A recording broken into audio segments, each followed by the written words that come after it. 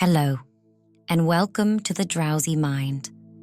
If you're listening to this, you might be winding down for the night. Maybe you're already in bed. Maybe you're tidying up, or just sitting quietly, letting the day settle around you. Whatever you're doing, you're welcome here. Tonight, we're going to talk about something gentle, something you've probably never thought much about, even though it shapes your nights in quiet, powerful ways. We're going to explore how your bedtime habits become signals to your subconscious mind, how the small things you do before sleep start to carry meaning, how routines over time teach your brain when it's safe to rest. You don't need to remember any of this. You don't need to take notes or stay alert, or even keep your eyes open. If your thoughts are still moving quickly, that's okay. If you drift off halfway through, that's okay too. This is just something soft to focus on. A gentle place for your mind to wander. Your brain is always watching, not in a worried way, not anxiously, but quietly, in the background, your mind is always noticing patterns. It notices what happens before certain feelings, what comes before safety, what comes before danger, what comes before rest. This is how the subconscious works. It doesn't think in words or logic. It thinks in patterns and associations. When you do the same thing every night before bed, your subconscious begins to connect those actions with sleep. Maybe you brush your teeth, wash your face, turn off the main lights, and switch on a small lamp. These aren't just tasks. To your deeper mind, they become cues. Each small action whispers the same message. The day is ending. It's time to let go. And over time, your body starts to listen. This is why people who struggle with sleep are often told to build a routine. Not because routines force you to sleep, but because they give your subconscious something predictable to hold on to. Your brain learns. It watches what you do. And slowly it begins to prepare. When you dim the lights, your brain might start releasing a little more melatonin. When you put on the same comfortable clothes, your nervous system might begin to settle.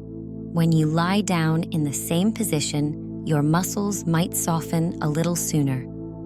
None of this is conscious. You're not thinking it into being.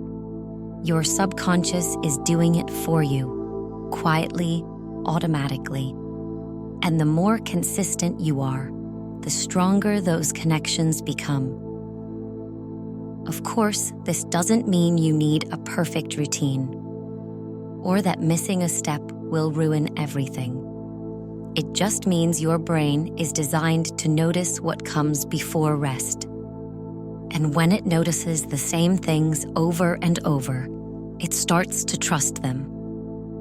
That trust is what helps you relax.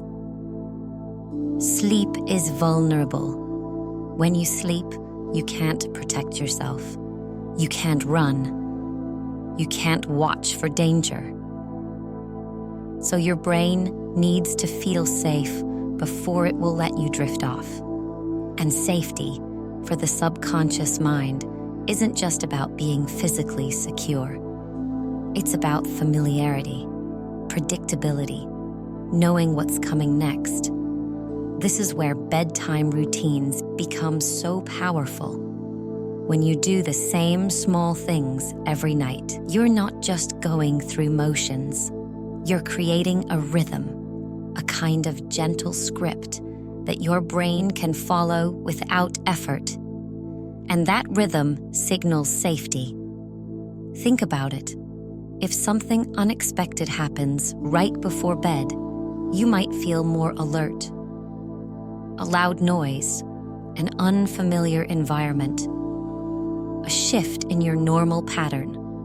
Your brain notices, and it stays a little more watchful. But when things are familiar, when the same gentle sequence unfolds each night, your nervous system begins to relax. This is why people often sleep better in their own beds, why certain sounds or smells can make you feel drowsy, why the ritual of reading a few pages, or listening to soft music, or dimming the lights in a particular order can make sleep feel closer. Your subconscious is learning. These things mean rest. These things mean the world is calm enough to let go. And the more often you repeat them, the deeper that association becomes. Now, this doesn't mean you're broken if you struggle to sleep, or that a routine will magically fix insomnia. Sleep is complicated. There are many factors: stress, worry, physical discomfort, racing thoughts. But what a routine does is give your brain one less thing to question. It removes a layer of uncertainty. It offers your subconscious a quiet path to follow. And sometimes, that's enough to tip the balance. Here's something interesting.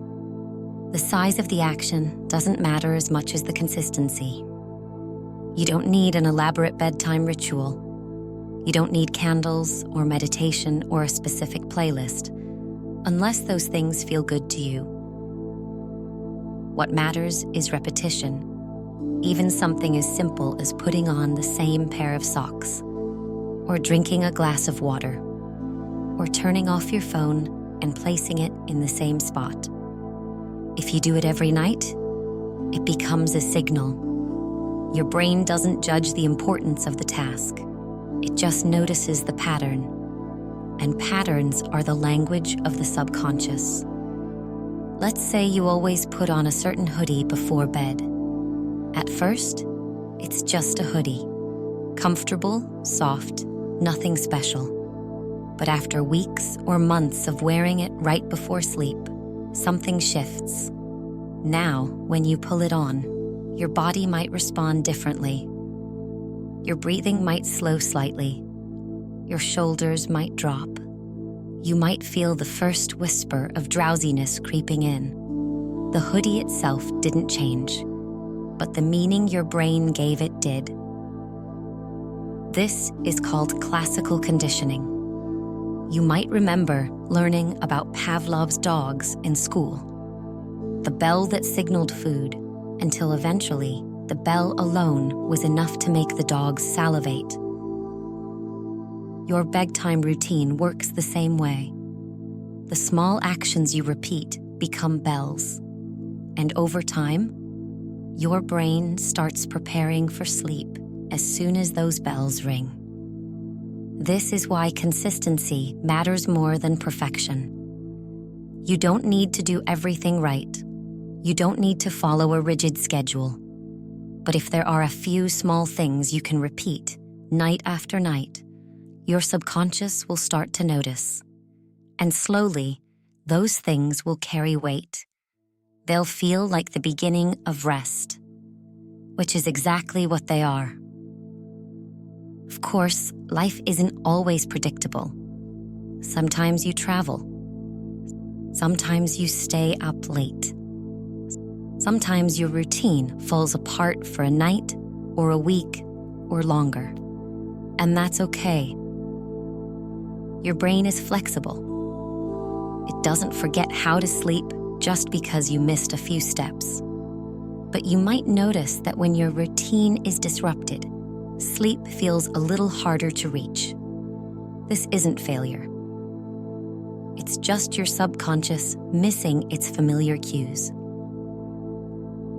When you're in a new place or a new bed or surrounded by unfamiliar sounds, your brain has fewer signals to rely on. It's working a little harder to figure out whether it's safe to rest.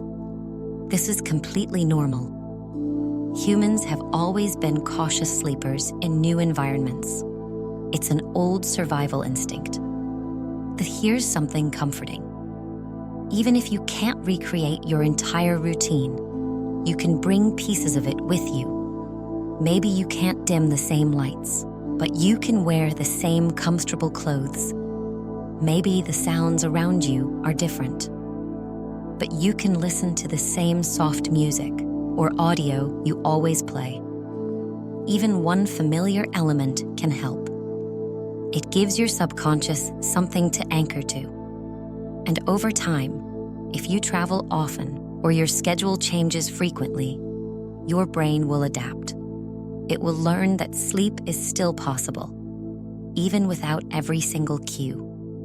Flexibility is part of being human. Your subconscious is always learning, always adjusting, always finding new patterns to trust. So, if your routine gets disrupted, be gentle with yourself. Sleep might feel a little different for a while, but it will come back. Let's talk about time for a moment. Routines don't work overnight. When you first start doing something new before bed, it's just an action. It doesn't carry any meaning yet. But if you keep doing it, week after week, something quiet begins to happen. Your brain starts to predict. It notices that every time you do this thing, sleep follows. And slowly, it begins to prepare earlier. This is the power of repetition. Not force, not pressure, just gentle, steady repetition. Think of it like wearing a path through a field. The first time you walk across, the grass springs back. There's no trail, but if you walk the same route every day, eventually the grass stops growing there. The ground becomes packed. A path forms. Your bedtime routine is the same. Each night you repeat it, you're deepening the path in your brain, making it easier for your subconscious to follow. And after enough time, the path becomes so clear that your body starts walking it automatically. This is why people who've had the same bedtime routine for years often feel drowsy the moment they begin. They're not trying to sleep. They're just following the path they've walked 1,000 times before. And their brain knows where it leads. Now, if you're someone who's never had a consistent routine, this might sound daunting. You might be thinking, how long will it take? How many nights before it starts to work? And the truth is, there's no exact answer. For some people, a few weeks is enough. For others, it might take a few months. But what matters is this. Every single night, you repeat a small action before bed, you're building something. Even if you don't feel different yet, even if sleep still feels hard, your subconscious is noticing, it's learning, and it's beginning to trust. And that trust will grow. Not all routines feel the same. Some people create bedtime rituals that feel stressful, full of rules and pressure. Things they have to do, or else they won't sleep well. And when a routine becomes a source of anxiety, it stops working the way it's meant to. The subconscious doesn't respond well to pressure. It responds to softness, to calm, to the feeling that everything is okay. So if you're building a bedtime routine, or you already have one, it's worth asking yourself, does this feel good? Does it feel like something you're doing for yourself or something you're doing to yourself? If your routine feels rigid, or if missing a step makes you anxious, it might be worth softening it. The goal isn't perfection, it's comfort. Your routine should feel like putting on a warm blanket, something that wraps around you gently and says, "You're safe now." And that feeling can come from very simple things. Maybe it's the weight of a familiar book in your hands, the coolness of clean sheets, the sound of rain playing softly in the background. Maybe it's brushing your hair slowly, or writing a few quiet thoughts in a journal, or just sitting still for a moment and breathing. Whatever it is, it should feel like release, not another task to complete. Because the subconscious picks up on how you feel while you're doing something. If you're rushing through your routine, feeling stressed or guilty, that's the signal you're sending. But if you move slowly and let yourself be gentle, your brain learns something different. It learns that this time is safe, that nothing is required of you now, that you can simply be. And that's when sleep becomes easier. Here's something that might feel strange at first. The less you try to control your sleep, the better it works. This is one of the hardest things about struggling with sleep. The more you want it, the more it seems to slip away. And that's because sleep isn't something you can force. It's something you allow. Your bedtime routine helps with this. It gives you something to do that isn't trying to sleep. Instead of lying in bed, willing yourself to drift off, you're just following a gentle path, doing small, familiar things. And somewhere along that path, your subconscious takes over. You stop thinking about sleep. You stop monitoring whether you're tired enough. You stop checking the clock. You're just here, in this moment, brushing your teeth, pulling on soft clothes, turning off the lights, and your brain, recognizing the pattern, begins to ease you toward rest. This is why routines work so well for overthinkers. When your mind is busy, when thoughts are racing, it can feel impossible to quiet everything down. But a routine gives you something simple to focus on, a sequence of actions that don't require much thought. And as you move through them, your thinking mind has less room to spiral. It's not that the thoughts disappear, but they might soften a little, become less urgent. Because your subconscious is whispering something else now. It's whispering, "We've done this before. We know what comes next, and what comes next is rest." Before we finish, there's one more thing worth saying. You don't have to be perfect at this. Some nights, your routine will fall apart. You'll stay up too late, or skip steps, or feel too tired to care. And that's completely okay. Your brain is forgiving. It doesn't need every single night to be the same. What it needs is enough repetition to recognize the pattern. So if you miss a night or a week, you haven't undone anything. The path is still there. You can step back onto it whenever you're ready. And even if you never build a formal routine, that's okay too. Not everyone needs one. Some people sleep well without any particular pattern at all. But if you're someone who struggles, or someone who overthinks, or someone whose mind feels restless at night, a routine might help. Not because it's magic, but because it's gentle. It gives your subconscious something to hold on to, a quiet signal that says you're safe. You can rest now. And sometimes that's all you need. So if you want to try this, start small. Pick 1 or 2 simple things you can do before bed. Things that feel good, not things that feel like work. Do them each night as best as you can. And then let go. Let your brain learn at its own pace. Trust that it's noticing. Trust that it's building connections. And over time, you might find that sleep feels a little closer, a little softer. Not because you forced it, but because you gave your subconscious a path to follow. And your brain, quietly, gratefully, followed it home.